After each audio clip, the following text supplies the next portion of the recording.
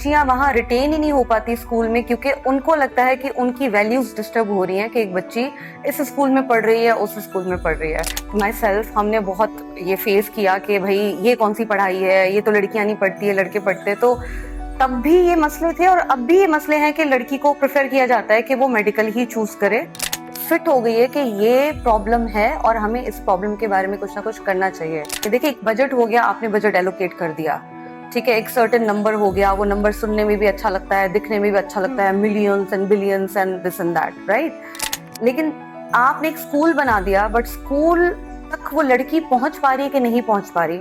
Community awareness जो है वो बहुत इंपॉर्टेंट है हमारे मुल्क के लिहाज से, मैं समझती हूँ। अस्सलाम वालेकुम एंड नमस्ते to everyone.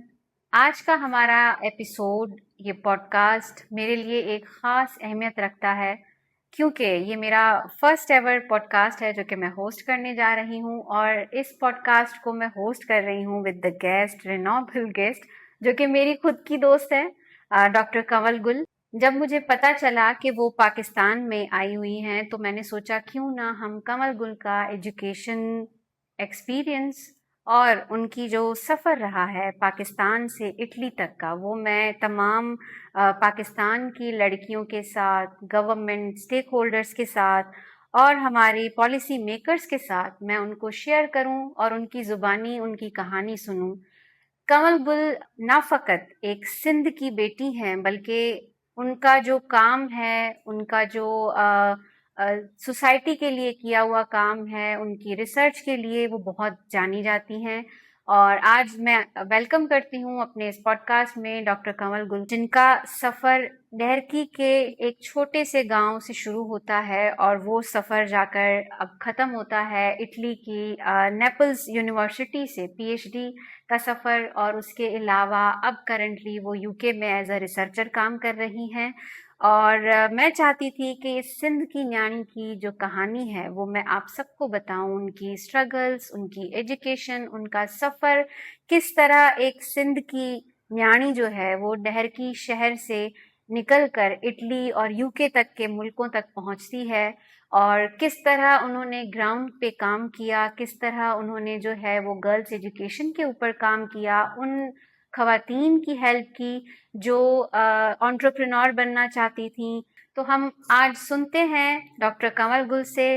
Welcome to the podcast doctor Kanwal Gul. Thank you Priyanka for inviting me, और आपने इस चीज़ का मुझे एजाज़ दिया। और जैसे आपने कहा कि हम दोनों एक दूसरे को पर्सनली जानते हैं, तो एक दूसरे की पर्सनल जर्नी को भी हम जानते हैं। बिल्कुल ऐसा ही। और जहाँ तक मेरी रिसर्च का ताल्लुक है, मैं क्वालिटेटिव रिसर्च में ज़्यादा इंटरेस्टेड हूँ एज कम्पेयर टू क्वांटिटेटिव। तो क्वालिटेटिव रिसर्च में क्या होता है, you go for the stories, ground realities आपको स्टोरीज के थ्रू ही पता पड़ती हैं। तो आपने मेरी स्टोरी सुनी, मैंने आपकी स्टोरी सुनी, जिसको हम जेंडर के साथ, जिसको हम गर्ल्स की एजुकेशन के साथ रिलेट कर सकते हैं, बीइंग गर्ल्स फ्रॉम सिंध। अच्छा, जैसे कि आपने कहा कि डहरकी से आप ताल्लुक़ रखती हैं, और मैं तो बेसिकली आपको जानती हूँ। और आज मैं चाहती हूँ कि हमारी ऑडियंस आपके उस सफ़र को, आपकी उस स्ट्रगल को, आपकी उस जर्नी को जाने, जो कि आई थिंक बहुत लड़कियों के लिए मिसाल भी होगी।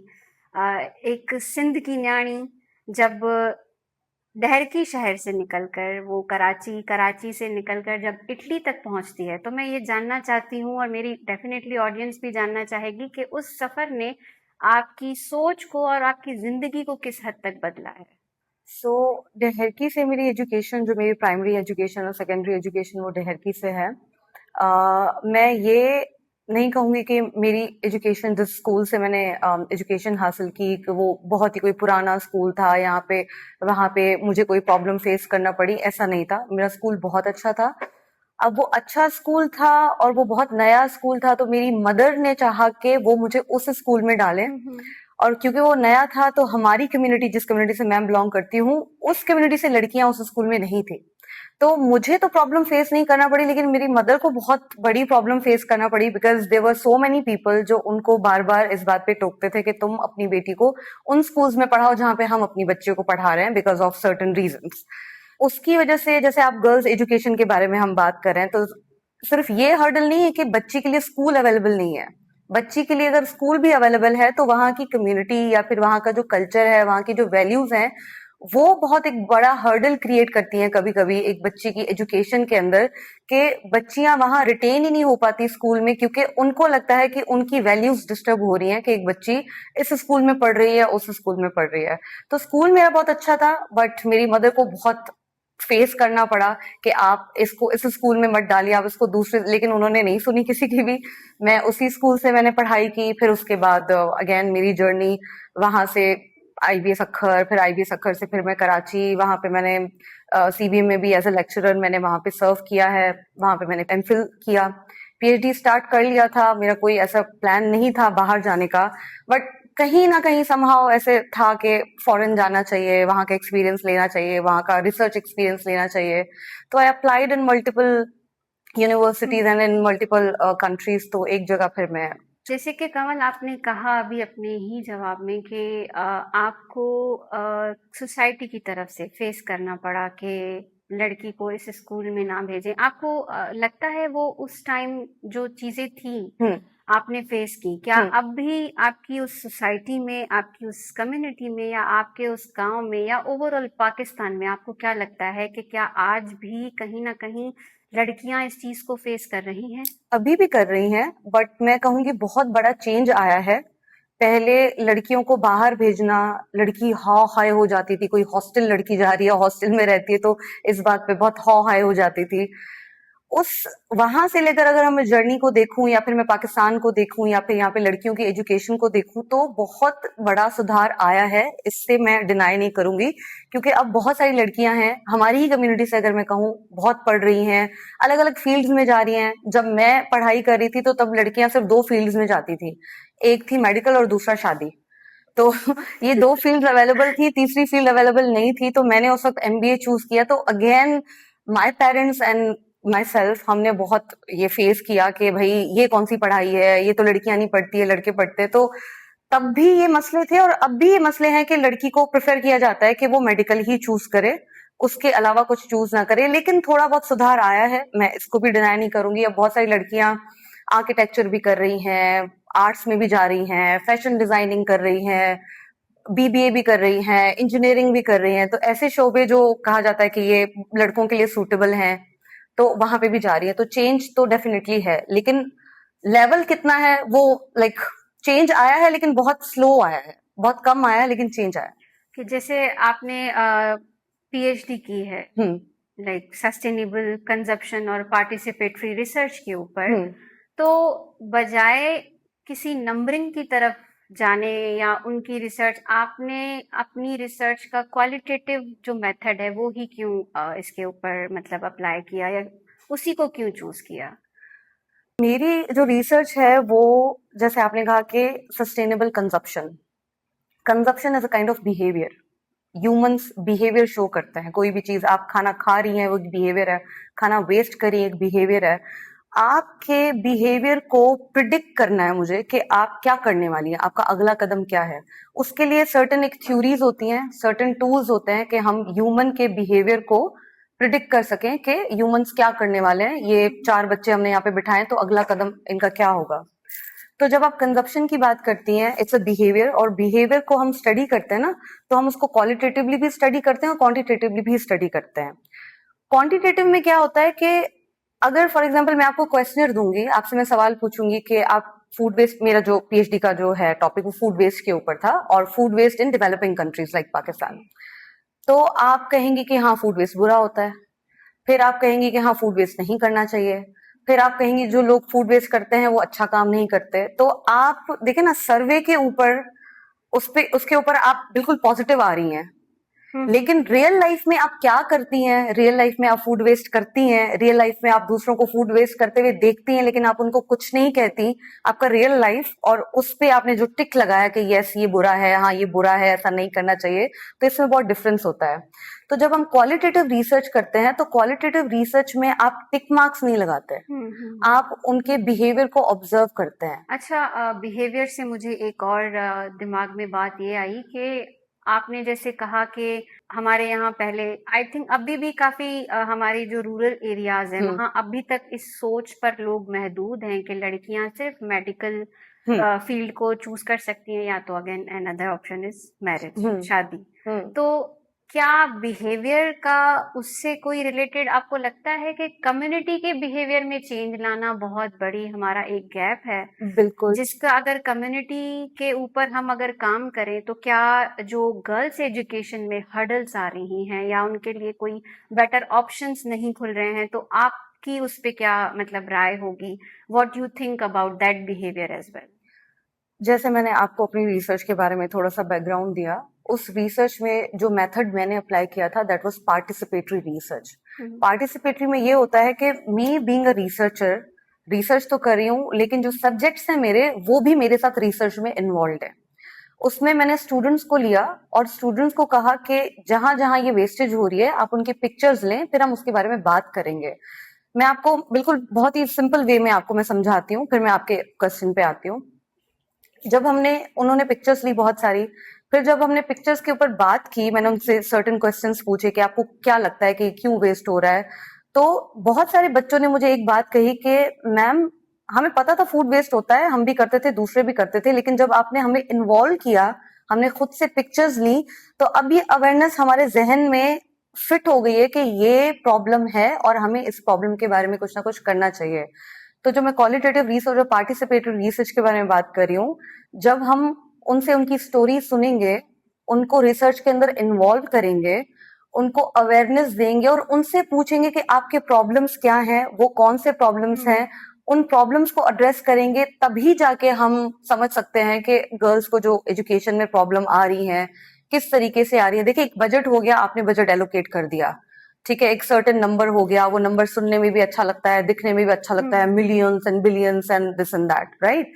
लेकिन आपने एक स्कूल बना दिया, बट स्कूल तक वो लड़की पहुंच पा रही है कि नहीं पहुंच पा रही, ट्रांसपोर्टेशन उसके पास अवेलेबल है या नहीं है। फॉर एग्जाम्पल पुबर्टी के टाइम बहुत सारे ऐसे पेरेंट्स हैं या फिर ऐसे कम्युनिटीज हैं या लोग हैं जो उनको गर्ल्स को स्कूल भेजना पसंद नहीं करते, बस अब खत्म हो गया, अब इसके बाद स्कूल नहीं जाएगी, ये एक प्रॉब्लम हो गया। स्कूल के अंदर लड़कियों के हवाले से, हाइजीन के हवाले से कितनी फैसिलिटीज वहां पे अवेलेबल हैं या अवेलेबल नहीं है, स्कूल कितना दूर है बच्ची से, स्कूल के अंदर मेल टीचर्स कितने हैं, फीमेल टीचर्स कितने हैं, स्कूल में सेग्रीगेशन है कि नहीं है। There are so many problems, there are so many reasons जिसकी वजह से गर्ल्स प्राइमरी स्कूल के बाद रिटेंशन उनकी कम हो जाती है सेकेंडरी तक, फिर सेकेंडरी से हायर एजुकेशन तक और कम हो जाती है। So these are the problems they need to address when they are allocating budget, जिसको हम जेंडर रिस्पॉन्सिव बजट कहते हैं। जैसे कि अभी आपने भी सुना होगा कि हमारी सिंध गवर्नमेंट ने करंटली बहुत एक ये आई थिंक हॉट टॉपिक है कि 95,000 teachers around across the Sindh recruit हो चुके हैं। तो आई थिंक जो रिक्रूटिंग का मसला है वो तो कहीं ना कहीं तो वो खत्म हो गया है ना। तो आपको क्या लगता है, क्या वो रिक्रूटिंग जो 95,000 टीचर्स की है, क्या वो बेनिफिशियल है फॉर द गर्ल्स एजुकेशन और ओवरऑल एजुकेशन?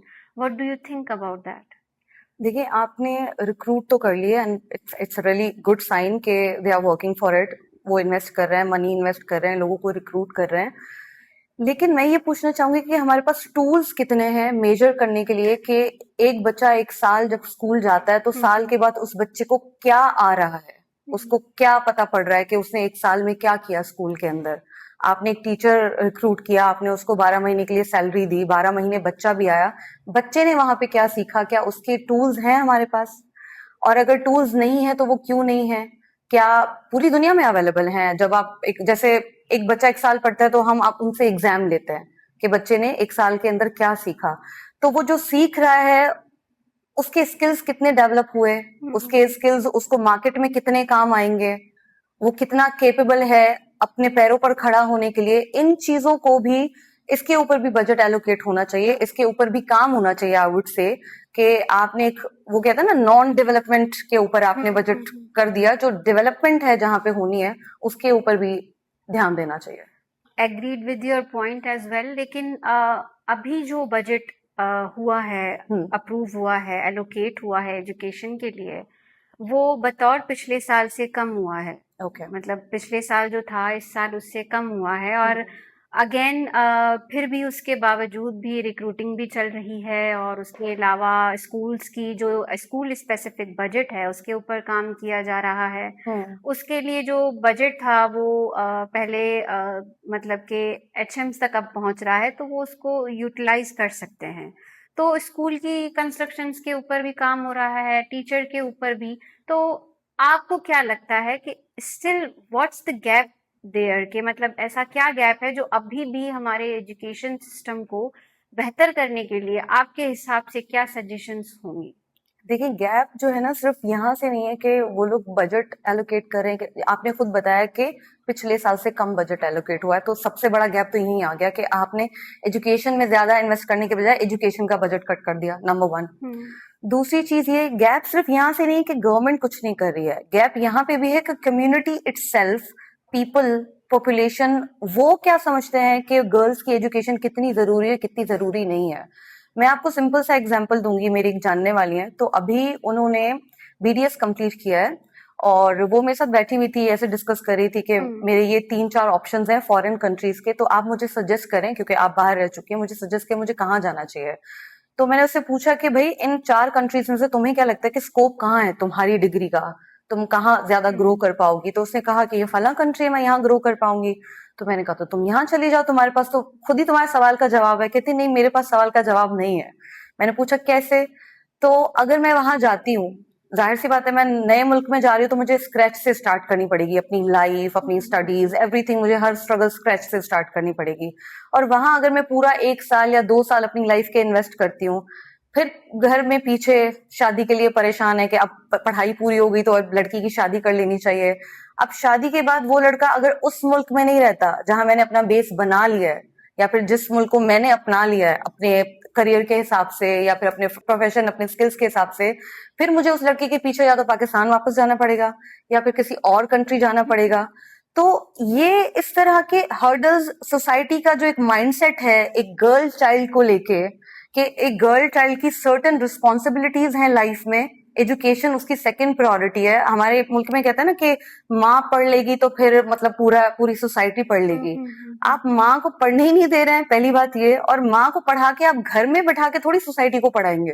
बिल्कुल। एक लड़की पढ़ेगी, एक स्कूल में जाएगी तो शायद सोसाइटी को पढ़ाएगी, पढ़ के फिर आपके घर पे आके बैठेगी तो सोसाइटी को कैसे पढ़ाएगी? वही अगेन आपकी बात बिल्कुल सही है कि जब हम लड़की की पढ़ाई पे, आई थिंक अभी जो ड्रॉप आउट रेशो है वो बहुत ज्यादा गर्ल्स का ड्रॉप आउट रेशो हो चुका है। तो रीजंस उसके आपको क्या लगता है कि जो गर्ल्स एजुकेशन में ड्रॉप आउट रेशो का जो इंक्रीमेंट आया है वो क्या मतलब हो सकता है? उसके रीजंस, उसके वजूहात क्या हैं? उसके बारे में आपका क्या कहना है? देखें, सेफ्टी कंसर्न्स तो समझे पूरे पाकिस्तान के ऊपर एप्लीकेबल है। सबसे पहले माँ बाप क्या चाहते हैं, लड़का हो या लड़की हो, दोनों की वो सेफ्टी चाहते हैं कि वो सेफ रहे अगर वो घर से बाहर निकल रहे हैं। सेफ्टी कंसर्न्स तो हमारा एक इशू है ही है। उसके बाद दूसरा, अगर हम जेंडर के लेंस से इस चीज को देखते हैं तो सेम जो मैंने आपको बोला कि ट्रांसपोर्टेशन, अगर यूनिवर्सिटी या स्कूल बहुत ज्यादा दूर है तो वो थोड़ा सा सोचते हैं कि छोड़ देते हैं, पढ़ाई नहीं करनी चाहिए। या फिर ये होता है कि एक और भी थिंकिंग है कि लड़का पढ़ेगा, कमा के फिर यही मतलब हमें खिलाएगा, कमाएगा, इन्वेस्टमेंट है। लड़की एक इन्वेस्टमेंट नहीं होती, लड़की एक लाइबिलिटी होती है हमारी सोसाइटी में। इसको हमने पढ़ाया लिखाया, जाएगी तो कहीं और ना, कमाएगी तो कहीं और, अगर कमाएगी तो, अगर इसको इजाजत मिली वहां पे तो देगी तो किसी और को ही ना कमा के। तो एक ये सर्टेन काइंड, एक ये भी एक थिंकिंग है जो पीछे धकेलती है पेरेंट्स को, उनके अपनों को, कि भाई इस पे इन्वेस्ट करके हम क्या करें। दूसरा सेफ्टी इशू जो मैंने आपसे कहा, वो एक बहुत बड़ा कंसर्न है कि हम लड़की को बाहर कैसे भेजें। और ये एक ऐसा कंसर्न है कि आप इसको डिनाई भी नहीं कर सकते। ऐसा नहीं कि वो गलत कंसर्न है, वो एक बिल्कुल तो राइट कंसर्न है। आपने पहले भी कहा कि कम्युनिटी का बहुत बड़ा रोल है। तो आपको क्या लगता है कि क्या अगर लेट सपोज हम कहें कि अगर गवर्नमेंट हमारी गर्ल्स के लिए स्पेसिफिक बजट रख भी देती है तो उसके अलावा भी क्या कुछ और भी ऐसे यू थिंक के मतलब बजट रखना चाहिए, या फिर गर्ल्स एजुकेशन का बजट स्पेसिफिक आ भी जाए तो that is enough for these problems? No, community awareness जो है वो बहुत इंपॉर्टेंट है हमारे मुल्क के लिहाज से, मैं समझती हूँ। हमारे लोगों के लिहाज से कम्युनिटी की जो अवेयरनेस है वो सबसे ज्यादा इम्पोर्टेंट है। उनको अवेयर किया जाए कि आपकी बच्ची को एजुकेशन की जरूरत क्यों है। उनको ये नहीं बताना कि आपके फायदे क्या हैं। ऑफ कोर्स हम एक डेवलपिंग कंट्री में रहते हैं, हमारे लिए इकोनॉमिक सस्टेनेबिलिटी पहले नंबर पे आती है, उसके बाद हम फिजिकल, साइकोलॉजिकल, इमोशनल इस सस्टेनेबिलिटी की बात करते हैं, या फिर इस बारे में मतलब हम बाद में सोचते हैं कि हम साइकोलॉजिकली हेल्दी हैं कि नहीं है, बट इकोनॉमिकली हम हेल्दी हैं कि नहीं है, क्योंकि सबसे पहले आप अपना पेट भरेंगे, उसके बाद किसी और बारे में सोचेंगे।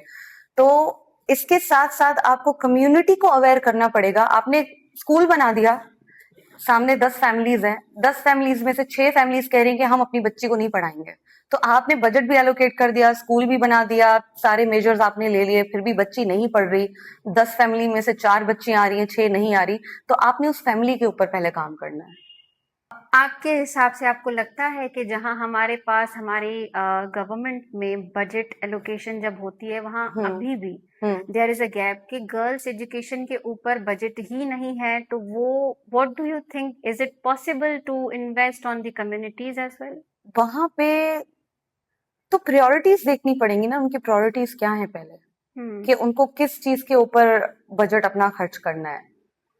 एक चीज है ना कि आपने सिर्फ दिखाने के लिए एक बजट एलोकेट कर दिया कि भाई हम ये काम करते हैं। देखिए, दोनों के साथ इकट्ठा चलेंगे वो दोनों चीजें, दोनों को एक साथ आपने चलाना है। जैसे मैंने आपसे कहा कि आपने स्कूल बना दिया, सामने बच्चियां रहती हैं लेकिन वो आप स्कूल नहीं पहुंच पा रही हैं, तो जाहिर सी बात है आपने स्कूल के ऊपर जो खर्च किया, आपने फिर कम्युनिटी की क्या नाम है, अवेयरनेस के ऊपर भी आपने खर्च करना है। तो कंवल, जैसे आपने कहा कि अगर लेट सपोज अगर गवर्नमेंट नहीं खर्च कर रही है कम्युनिटी के लिए, वी आर ट्राइंग के गर्ल्स स्पेसिफिक बजट एक इंट्रोड्यूस करवाया जाए, या गर्ल्स के लिए स्पेसिफिक बजट भी रखा जाए। अदर देन दैट कम्युनिटीज के ऊपर तो जो दूसरी ऑर्गेनाइजेशंस होती हैं, जैसे कि मैं आपकी प्रोफाइल भी देख रही हूँ, तो आपकी एमफिल जो है वो पाकिस्तान के एनजीओज की कल्चर के ऊपर है, राइट? उसके अलावा जो है वो आपने बहुत ऐसे फलाई काम किए हैं, जैसे कि कराची में रह के आपने वॉलंटियरिज्म किया है ऑर्फनेज होम्स में, या फिर आपने जो हेल्प की है एज एन फिलैंथ्रोपिस्ट, जो थर थर के इलाकों में आपने हैंड पंप, जो वाटर पंप्स होते हैं, उनको डिप्लॉय करवाया है। और डहरकी में भी आपने एक जो एक अवेयरनेस सेशंस थे लड़कियों के लिए, तब आप स्कूल्स में गई थी, उनको अवेयरनेस सेशन दिया था। तो सोसाइटी का भी तो मेन रोल है ना, अगर बजट नहीं भी होता तो सोसाइटी भी तो कम्युनिटीज के लिए काम कर सकती हैं, ऑर्गेनाइजेशंस कम्युनिटीज के लिए काम कर सकती हैं। सो उसके ऊपर आपका क्या कहना है? देखिए, जो आपने चीजें कही कि आपने ये किया, वो मेरा एक पर्सनल टेक था। मुझे ये करना अच्छा लगता है, मैंने किया। मुझे ये करके सेटिस्फेक्शन मिलता है, मैंने ये किया। मुझे लगता है कि अगर मैंने थोड़ा सा 1-2 लाइन मैंने पढ़ ली है जिंदगी में, तो उसको फिर मैं किसी और को भी वो सिखा दूं या पढ़ा दूं, इन केस कोई अगर सीखता है और पढ़ता है तो वो तो एक पर्सनल टेक है। लेकिन हाँ, ये आपने बात सही की कि सोसाइटी इटसेल्फ, उसका अपना खुद का एक बहुत बड़ा रोल है अपने अपने आप को चेंज करने के लिए। सिर्फ गवर्नमेंट कुछ नहीं कर सकती, सिर्फ गवर्नमेंट आपको पैसे दे, बजट दे, सारी चीजें एलोकेट करे और सारी चीजें ठीक हो जाए, ऐसा नहीं हो सकता। सोसाइटी की एक विलिंगनेस, एक इंटेंशन और एक अवेयरनेस, ये तीनों चीजें बहुत जरूरी हैं चेंज लेके आने में।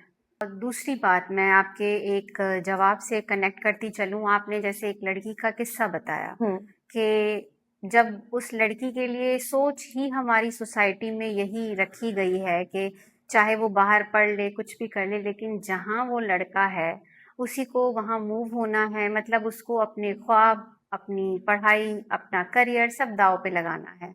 लेकिन साथ ही साथ मैं ये भी देख रही हूँ कि आपने वुमेन की एंटरप्रेन्योर्स स्किल्स के ऊपर भी काम किया है, राइट? तो तब आपने क्या फील किया, और उस टाइम जब आप इसके ऊपर कुछ सेशंस कर रही थी या काम कर रही थी इसके ऊपर, तो आपको क्या फील हुआ कि क्या हम इस जो सोसाइटी की जो तंग जो एक सोच है, क्या हम उससे निकल सकते हैं? क्या ये पॉसिबल है?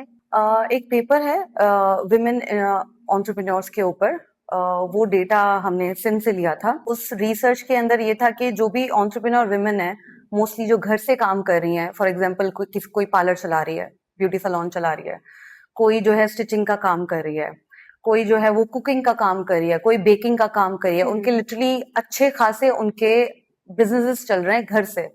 फिर हमने उनसे पूछा कि आप घर से काम क्यों कर रही हैं, तो उन्होंने प्रॉब्लम्स बताया कि हम मार्केट में जाके काम नहीं कर सकते क्योंकि हमें इजाजत नहीं है, तो हम घर से करते हैं, और घर से अगर हमें परमिशन मिल रही है तो व्हाई नॉट। एक ये बात थी। दूसरा, हमने क्योंकि एक क्वालिटेटिव स्टडी थी वो, तो एक हमने विडो से बात की, तो उन्होंने जो एक हर्डल बताया, तो वो कहती कि हम काम भी करते हैं लेकिन मोस्टली सोसाइटी हमें ये बताती है कि जो औरत पैसा कमाती है इट्स अ कर्ज। ये हमारे यहाँ सेइंग भी तो है कि मर्द जो पैसा कमाता है उसी से बरकत आती है, औरत के पैसे से बरकत नहीं आती, ये हमारी सोसाइटी में कहावत है ऑलरेडी। तो वो विडो ये बता रही थी कि जो मेरा वेंडर था, जो मुझे चीजें प्रोवाइड करता था, उसका एक बिजनेस था, इस बिजनेस है, तो वो जो मुझे चीजें प्रोवाइड करता है वो मुझसे ठीक से बात नहीं करता, मतलब एक बहुत ही तंग नजरी से बात करता है कि मतलब कैसे ये औरत होके काम क्यों कर रही है, ये वो, इसके घर में कोई है नहीं कमाने वाला। फिर जब उसको पता पड़ा कि एक विडो है, वो औरत विडो थी, उसका कोई था नहीं, ये विडो है, तो उसके बाद उसका जो लहजा है वो पॉजिटिव हो गया। अचानक से उसका लहजा चेंज हो गया, वो उसके साथ पॉजिटिव हो गया, वो एक्स्ट्रा उसको केयर दिखाने लगा, एक्स्ट्रा उसके लिए आउट ऑफ द वे वो चीजें करने लगा। तो वो खुद औरत ने जिसने हमें इंटरव्यू दिया था, उसने खुद बताया था कि ये सोसाइटी के अंदर हमारे जो रिलेशनशिप्स बने हुए हैं कि कोई लड़की सिंगल है, कोई औरत विडो है, कोई औरत शादीशुदा है, ये किसी की मम्मी है, किसी की बहन है, उसके ऊपर हमें जज करते हैं और उसी तरीके से हमारे साथ बिहेव करते हैं। जब तक उसे पता था कि मैं एक शादीशुदा हूं, तो वो मुझसे बहुत ही तीखे तरीके से बात करता था। जब उसको पता चला मैं विडो हूं, तो उसका ऑटोमेटिकली जो बिहेवियर है वो बहुत ही पॉजिटिव हो गया। मतलब इससे हम ये भी कह सकते हैं कि अगर लेट सपोज विडो की आपने ये जो कहानी बताई, इससे आप खुद देख लें, जाहिर होता है कि मतलब हमारे मुआशरे में जो एक लड़की है, जो एक औरत है, वो सेफ नहीं है, काफी मसले मसाइल को वो जो है वो फेस कर रही है।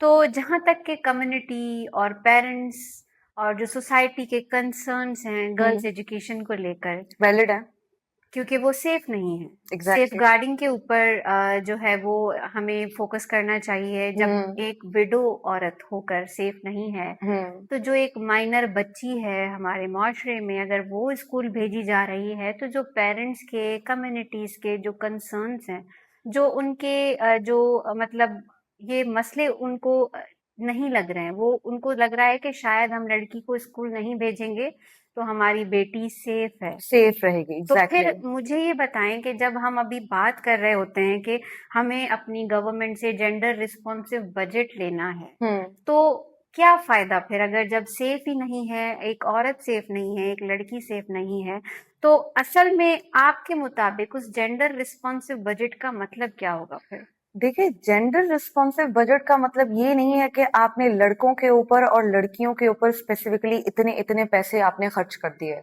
जेंडर रिस्पॉन्सिव बजट का मतलब ये है कि आपने जो एक सिंगल पेनी लड़कियों के ऊपर खर्च की, उसका कितना पॉजिटिव इम्पैक्ट उसकी लाइफ में आया। और वो खर्च ऐसे नहीं कि आपने स्कूल बना दिया। उस जेंडर रिस्पॉन्सिव बजट के अंदर ग्रुप्स बनेंगे। एक ग्रुप ये है कि कम्युनिटी को अवेयरनेस देनी है, उसके ऊपर बजट एलोकेट होगा। एक ये है कि आपने बच्ची की ट्रांसपोर्ट के लिए क्या सोचा है, बच्ची की स्कूल के अंदर हाइजीन के लिए क्या सोचा है, बच्ची के लिए वहां पे मेल टीचर्स और फीमेल टीचर्स कितने हैं, वहां पे बेसिकली फीमेल टीचर्स वहां पे कितने हैं। आप वो जो बच्ची वहां पे स्कूल जा रही है, उसके घर से लेकर उस स्कूल तक सेफ्टी मेजर्स आपने क्या लिए हैं, उसकी सेफ्टी के लिए आप कितना इन्वेस्ट आपने किया है। वो जितनी सेफ्टी के लिए आपने इन्वेस्ट किया है, उसकी अवेयरनेस कम्युनिटी के अंदर आपने पहुंचाई कि भाई हमने बच्चों को सेफ रखने के लिए ये मेजर्स लिए हैं, अब आप अपने बच्चों को सेफली इस जगह पे पहुंचा सकते हैं कि कम्युनिटी को भी वो अवेयरनेस जाए। तो एलोकेशन का मतलब ये नहीं कि आपने बजट एलोकेशन लड़कियों के ऊपर हमने इतना खर्च किया, लड़कियों के ये फला मसाइल हैं, इसके ऊपर ईच एंड एवरीथिंग के ऊपर हमने खर्च किया, इसी को तो जेंडर रिस्पॉन्सिव बजट कहते जैसे हैं। करंटली देखा जाए तो ड्रॉप आउट रेशो जो है वो लड़कियों का बतौर लड़कों के ज्यादा है, ठीक है। और दूसरा के अभी जो मेन जो अभी इश्यूज और जो सवालात उठे हैं कि भाई इन 95,000 टीचर्स में से how many are the female teachers, तो what do you think about it कि लाइक अगर हमें ये ड्रॉप आउट रेशो जो है वो कम करना है गर्ल्स का, और आप अगर एजुकेशन फाइनेंसिंग सिस्टम को पाकिस्तान के ऊपर बदलना चाहें, तो वो क्या चेंज होगा जो आप लाना चाहेंगी responsive budget to the girls and overall Pakistani education system में क्या चेंज होगा जो आपकी तरफ से आएगा? देखिए, जैसे आपने खुद इस बात का इकरार किया कि पिछले साल से इस साल बजट जो है कम एलोकेट हुआ है जो एजुकेशन पे होता है। अगर हम बेंचमार्क देखें दुनिया का, तो वो 4 to 6% होता है ऑफ द जीडीपी जो आपको एजुकेशन के ऊपर खर्च करना चाहिए, जो हम नहीं करते हैं, हमारे मुल्क में वो नहीं होता है। तो अगर मेरे हाथ में आएगा तो सबसे पहली पॉलिसी यही होगी कि आपने एजुकेशन के ऊपर ज्यादा नहीं तो एटलीस्ट जो दुनिया का बेंचमार्क चल रहा है 4 नहीं तो at least 3% of your GDP you have to spend on your education. फिर उस एजुकेशन में जैसे मैंने आपसे कहा कि आप सेग्रीगेशन करेंगे। एजुकेशन में सिर्फ स्कूल्स हमारे पास नहीं आते कि स्कूल बना दिया, एक बिल्डिंग बना दी, टीचर्स आपने रिक्रूट कर दिए। बहुत सारे ऐसे, अब हम इंटीरियर से बिलोंग करते हैं, आपको भी पता है, मुझे भी पता है, वहां पे बहुत सारे ऐसे स्कूल्स हैं जहाँ पे इवन फीमेल टीचर्स भी हैं, लेकिन वो कितनी पढ़ी लिखी हैं, वो क्या पढ़ा रही हैं, वो कितना पढ़ा रही है, ये बहुत सारी चीजें हैं। मतलब ऐसा है कि एक एक चीज को आपने एक मतलब सारे धागे आपको सुलझाने पड़ेंगे एक पूरा धागा बनाने के लिए। बात ये है।